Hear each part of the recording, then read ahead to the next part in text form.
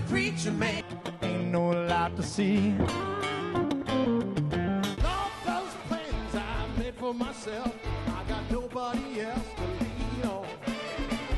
Got so far with my head in the clouds, now it's time to get down. Loft 100 Studios, The Big Biz Show, and our affiliates and our hosts are not registered investment advisors or broker-dealers.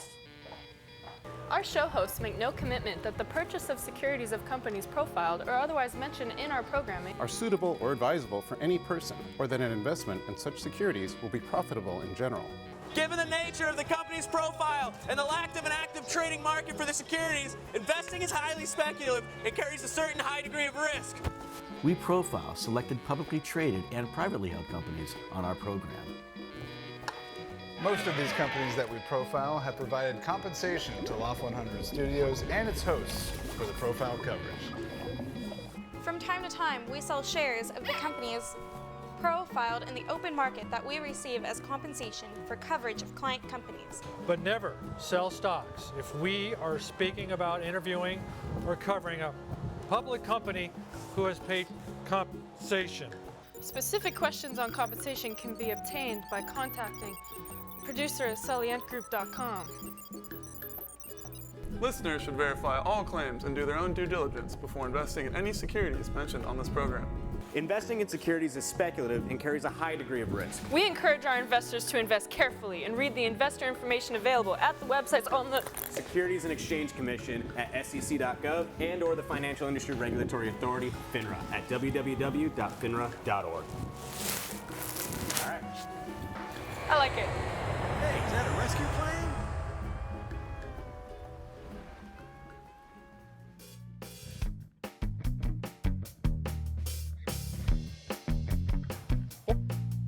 Or is it just the one song? Yeah. Okay. Big Biz Show. BigBizShow.com. Yeah, I'm trying to impress our guest here who's a little boozy, but he's also a CFO. Good dude. Big Biz Show is on there. Great to have you along. James, what song is that?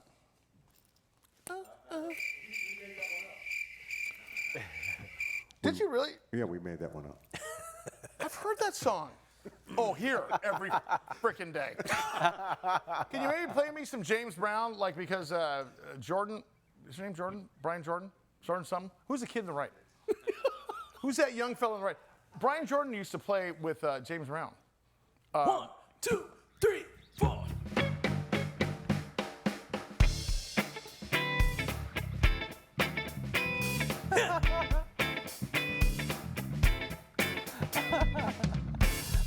Okay, enough, okay?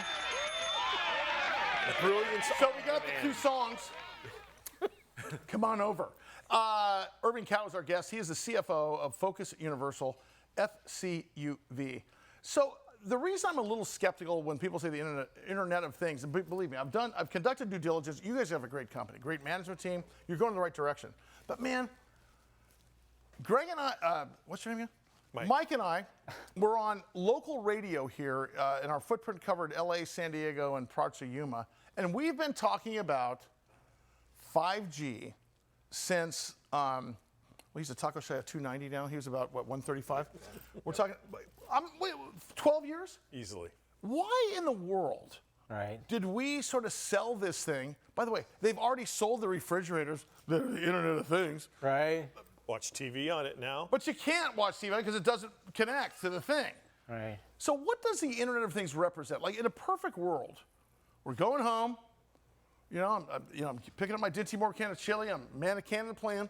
Coming home from work, popping over my what is it called? Oh yeah, booze. And now I want to push a button or flick a light switch. What is the ideal for us?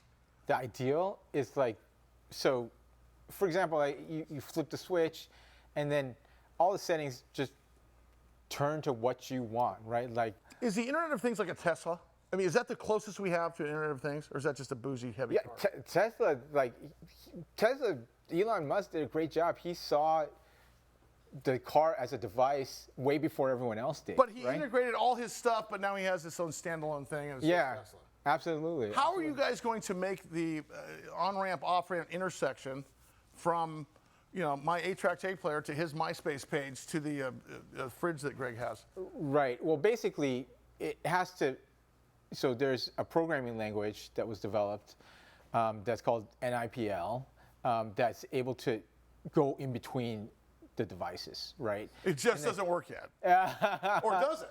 It does. It basically, it's not what you call no code, where it's just like simple building blocks, right? It's basically, it lowers everything down even deeper to more fundamental levels, and then it enables them to translate back and forth. So everyone was headed kind of the wrong direction, right? Like everyone was we were getting too complicated, it sounds. Right. You're trying to make it into more complicated, but you need to break it down so everything kind of works together first. I'm saying, man, all we really need is a boombox. Let's go back to the, that's all we need is a Walkman with the frickin' ear things. Easier time. Talk to us about the company. What are you guys doing to make this work? Because I'm assuming that's your model. Right, absolutely. We're trying to prove it in the marketplace now. So we've been buying up companies. AT Tech Systems is one we bought.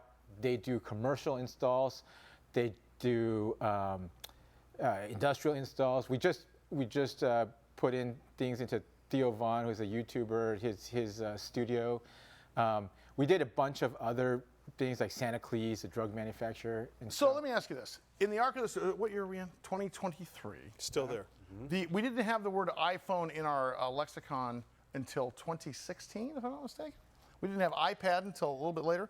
How many years are we away from the little sort of iffy 5G thing on our, when is this, and I say 5G because I believe that's going to be the driver, right, at some point? Right, well. When are we where we want to be in terms of Internet of Things? I think maybe 10 years, right? It's going to take a little longer than like the internet took, right? The internet took off, right? But I mean, remember, 10 years. I got like 20 good summers left and 5 bad Alpo years.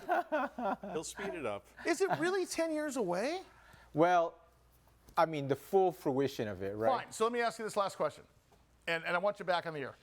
How much better is our life with this thing, this Internet of Things?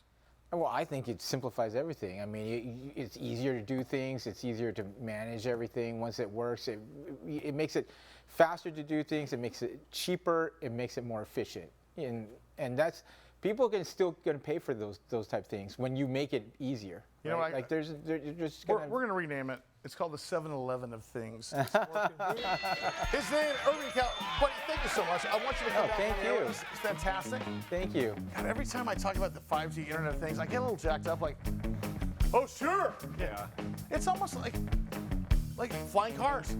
Weren't we supposed to have them by now? Well, we're kind of getting there. Yeah, we're getting there. We're getting there. We're talking like Dukes of Hazzard. Oh, never mind. Hang on. All right. Big Biz Show.